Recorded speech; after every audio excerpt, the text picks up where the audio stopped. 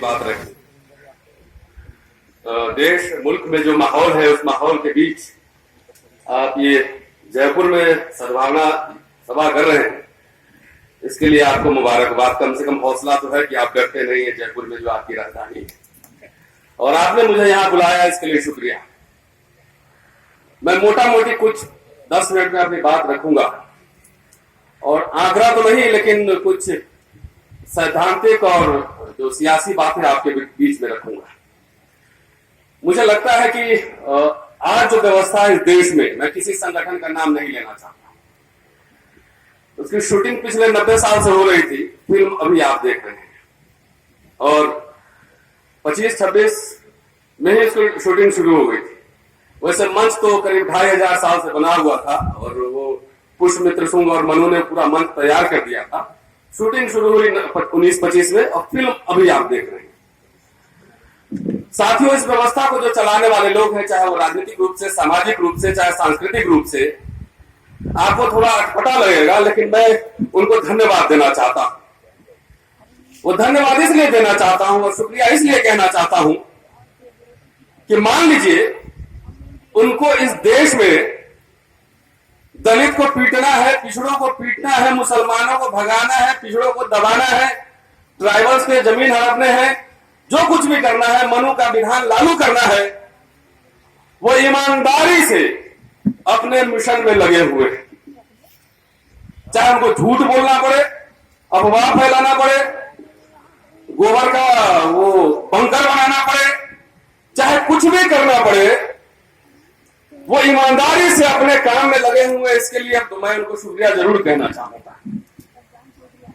और हमने जिन नेताओं पे, अपने नेताओं पे तथाकथित सोशल जस्टिस और सामाजिक न्याय और धर्मनिरपेक्षता, सेकुलर पॉलिटिक्स वाले पे जिन पे हमने भरोसा किया, अपने मुकद्दर उनके हाथों में दी, अपना वोट दिया, वो शायद हमारे मुद्दों को लेकर वो संजीदा नहीं थे, वो गंभीर नहीं थे।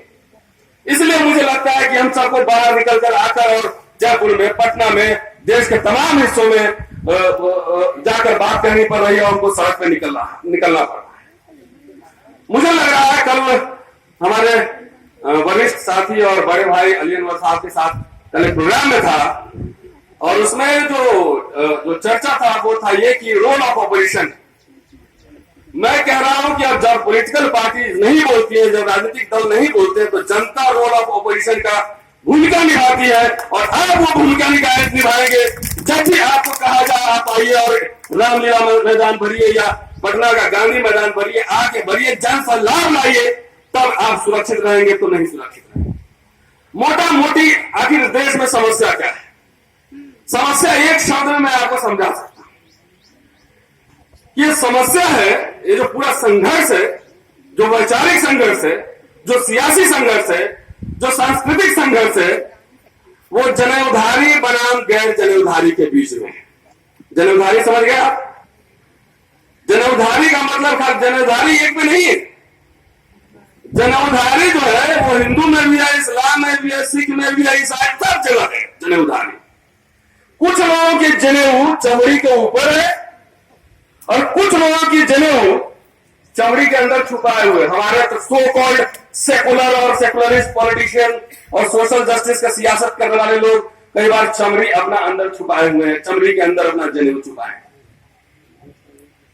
और आजकल तो आलम यह है कि जिनको मार मार के भगाया गया मंदिरों से और हर सार्वजनिक संस्थानों से, आजकल अपना ही धोती फाड़ के अब जनेऊ बना के कर रहे हैं, मालिक मैं भी देखिए मेरे पास भी जनेऊ है। मैं जिधर इशारा कर रहा हूं आप समझ रहे होंगे। तो जनेऊधारी बनाम गैर जनेऊधारी के बीच में है, और वाकई अगर आप संजीदा है और गंभीर है इस मुल्क को लेकर और सियासत को लेकर, तो अपने अपने जनेऊ जाइए, अपने अपने घर में जनेऊ काट के फेंक दीजिएगा, तब बात करेंगे। डॉक्टर अंबेडकर ने कहा था, सामाजिक बंधुता के बगैर राजनीतिक बंधुता संभव नहीं है। हम इक्वेशन बैठा के, वोट का इक्वेशन बैठा के एक चुनाव तो जीत सकते हैं, लेकिन अभी जो व्यवस्था जिनके हाथ में है उनके हजारों स्कूल, कॉलेज, शोध संस्थान चल रहे हैं, उनका ऑक्सीजन वहां से मिलता है। उन्होंने सरस्वती शिशु मंदिर खोले। क्या आपने सावित्रीबाई फुले स्कूल खोले? नहीं खोले। तो आप अभी इलेक्शन की तैयारी कर रहे हैं 19 की, और वो 3 जनरेशन का लीडर बना के बैठा हुआ है, 3 जनरेशन का लीडर बनाकर।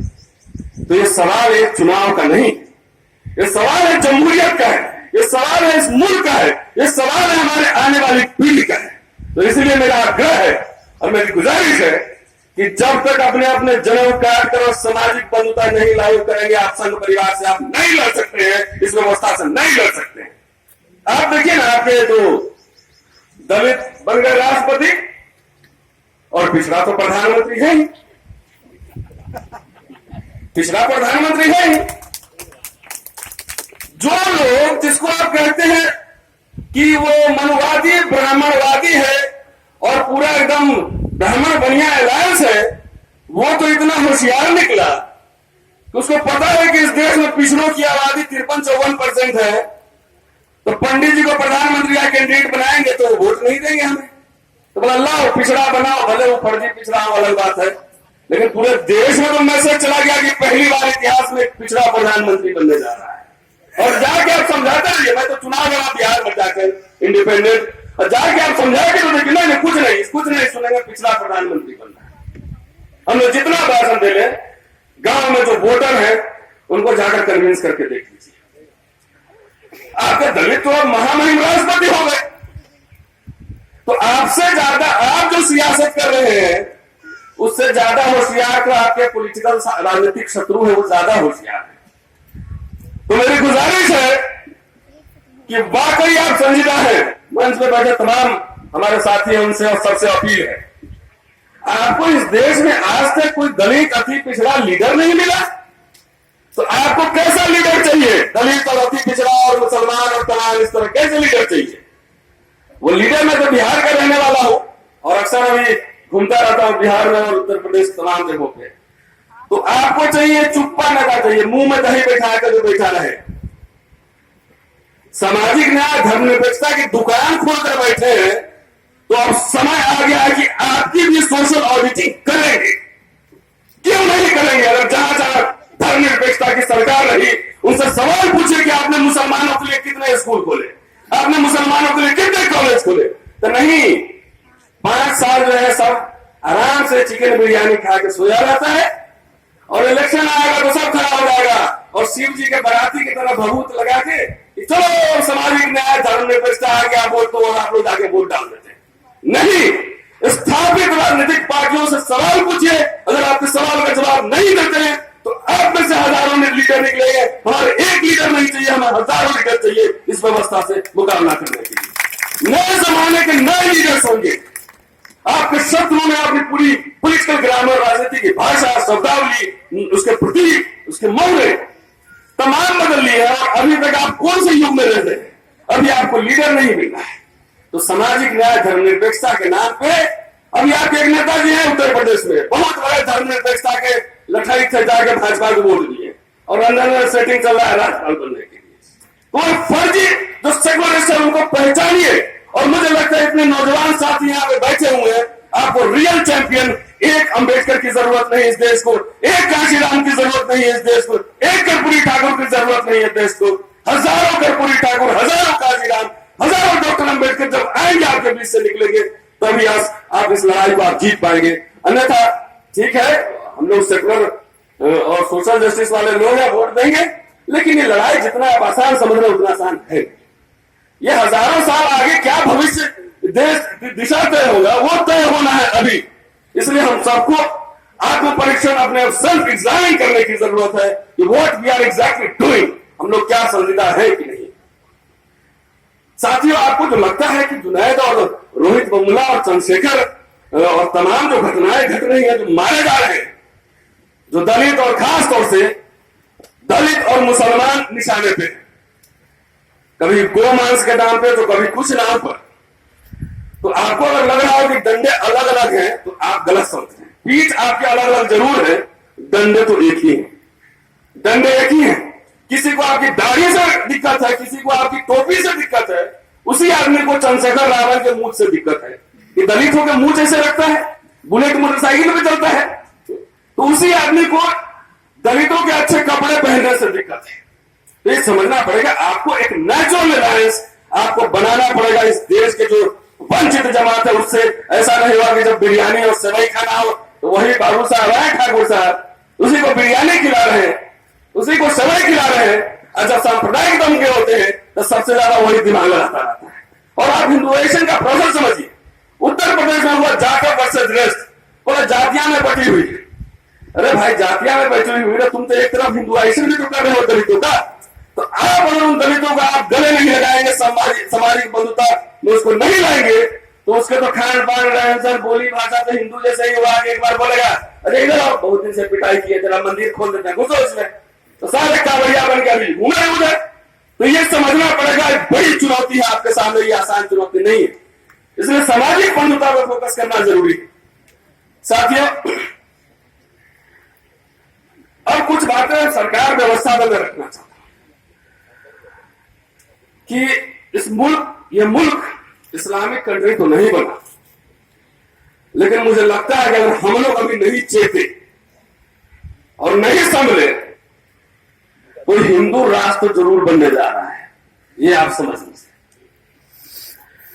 कि कुछ उनके जहन में है, अंबेडकर को माला पहनाओ, पूजो, पढ़ो नहीं, गले में माला और विचारों पर ताला, कि आप जो है गले में माला पहनाओ, पूजो, तो चाहते हैं कि इस देश का दलित अंबेडकर को भगवान बना के उसको पूजे, उसको विष्णु का अवतार बना दे, लेकिन अंबेडकर की किताबें नहीं पढ़े। ये क्या पैराडॉक्स है, क्या विडंबना है कि प्रधानमंत्री कहते हैं कि हमारे भाई साहब नरेंद्र मोदी साहब की मैं भीमराव अंबेडकर की वजह से यहाँ पे हूं, अब विश्वविद्यालय में छात्रों के पीठ पर डंडे पड़ रहे हैं, निजीकरण करके आरक्षण की समीक्षा हो रही है, संविधान की तो समीक्षा चल रही है अंदर अंदर, ऊपर खाली आपको प्रस्तावना रहेगा, अंदर से सब गायब हो जाए। तो ये वाकई जो है ये चाह रहे हैं, और कुछ लोगों को सत्ता और शक्ति पचती नहीं है, इनको लगता है कि ये जो है ना पुष्यमित्र शुंग का 2500 साल पहले का शासन लागू करने, इनको लग रहा है। मैं सिर्फ ये कहना चाह रहा हूं कि सरकार को भी कि हम नहीं सही, हमारे बाद की पीढ़ी सही, कि इस मुगालते में नहीं रही। ये देश अगर आपके मिथकीय मनोभाव का है, मिथकीय मानव, तो ये देश गौतम बुद्ध का भी है, ये देश जो है चारवाक का भी है, ये देश सूफी संतों का भी है। इसमें विभिन्न जाति, समुदाय, तमाम तरह के लोग हजारों वर्षों से रहते आए हैं। अगर सिर्फ डरा के और धमका के और तलवार के बल पे शासन करना होता तो 674 वर्ष मुसलमानों ने इस देश में शासन किया था, तो मुझे लगता है मेरा नाम रहमतुल्लाह होता, रतनलाल नहीं होता। ये देश फिर पाकिस्तान बनाने की जरूरत नहीं पड़ती। जाके बाबर का वसीयतनामा पढ़िए एक बार। इसी 674 वर्ष में मुसलमान शासकों के साथ आपने मिलकर चंदा लिया, आपके मंदिर, मस्जिद, मठ कैसे बचे रहते? आपके जो तोंद निकले, चर्बी पड़े हुए, मोटे मोटे, गाल लाल हो रहा है। अगर खाली डंडे के बल पर शासन होता तो आपके गाल लाल नहीं, आप नजर में नहीं आते। तो ये बात समझ, मेरा कहने का सिर्फ मतलब ये है कि देश कभी भी जो है ना तानाशाही यहां नहीं रहा है, न रहेगा। अंग्रेज भी चाहते थे, कहते थे कि पूरी दुनिया में, हमारे साम्राज्य में हम सूरज का अस्त नहीं होता है, लेकिन हुआ ना। आज कहां है साथियों ये लड़ाई? वोट इलेक्शन तो है, लेकिन बाबर कहने के लिए थोड़ा 5 मिनट और टाइम रहता तो कुछ बातें और कहता कि मैं स्पेशली जो माइनॉरिटी से कई मीटिंग में गया, लोग कहते हैं सर्टिफिकेट मांग रहे हैं कि भाई तुम अपना देशभक्ति का सर्टिफिकेट दिखाओ, तुम अपना देशभक्ति का सर्टिफिकेट दिखाओ। और आप इतने भोले लोग हैं, आप सर्टिफिकेट दिखाते भी हैं। क्यों दिखाते हैं किसी को देशभक्ति का सर्टिफिकेट? जो सर्टिफिकेट मांग रहा है उससे पहले उलट के मांगिए कि तुम अपना सर्टिफिकेट दिखाओ। जब मुल्क की आजादी की लड़ाई चल रही थी तुम कहां थे उस समय? तो नहीं, मैं वतन पर नहीं कहिए, मैं तो नहीं कहता। ये मुल्क आपका है, बराबर से यहाँ मौलिक अधिकार हमें है, इसलिए किसी को कोई सर्टिफिकेट दिखाने की जरूरत नहीं है। और मैं कहता हूं कि इस देश में मुसलमान ही है जो सेकुलर है। अब पूछिए आप कैसे? इस देश के मुसलमानों ने आजादी से पहले और आजादी के बाद देख लीजिए, हिंदुओं को अपना नेता माना, गांधी को अपना नेता माना, अंबेडकर को अपना नेता माना, लालू प्रसाद को नेता माना, मुलायम सिंह यादव को नेता माना या मायावती को नेता माना। किसी एक मुसलमान को इस देश के मुसलमानों ने नेता नहीं माना। इसलिए ओरिजिनल सेकुलर तो ये, और आप सभी आप उसको सवाल कीजिए और खड़े होकर एकदम आंख में आंख मिलाकर बात कीजिए, तब बात बनेगी। आप एजेंडा वो सेट कर रहे हैं और आप उसके एजेंडा पे जाके आप उसको एक्सप्लेनेशन दे रहे हैं, वाह एकदम नहीं देना है। ये बात आपको समझनी पड़ेगी। साथियों वक्त कम है और मैं कह रहा हूं आखिरी बात ये कहना चाह रहा हूं कि अभी जो अंधेरा आप देख रहे हैं, इस अंधेरा के बीच में हमारे बड़े भाई अली अनवर साहब ने चिराग जलाया है कम से कम। और एक कहानी से मैं इस बात का अंत करना चाहता हूं कि जंगल में आग लगी थी, सारे शेर और बड़े बड़े धुरंधर भाग रहे थे और उस चिड़िया एक चिड़गुन्नी उसको पानी से फूक फूक के उसको बुझा रही थी। एक ने पूछा कि तुमको पता नहीं जल के मर जाएगी है? तो चिड़िया ने कहा कि जब जंगल जलने का, मैं जानती हूं कि मैं मर जाऊंगी, लेकिन जब जंगल जलने का इतिहास लिखा जाएगा तो तुम लोगों का नाम भगवान में होगा और मेरा नाम आग बुझाने वालों में होगा। तो भाई अली अनवर साहब, रोशनी चिराग, इस अंधेरा में चिराग एक तिल्ली लेके निकले हैं बाहर, इनका हाथ मजबूत कीजिए।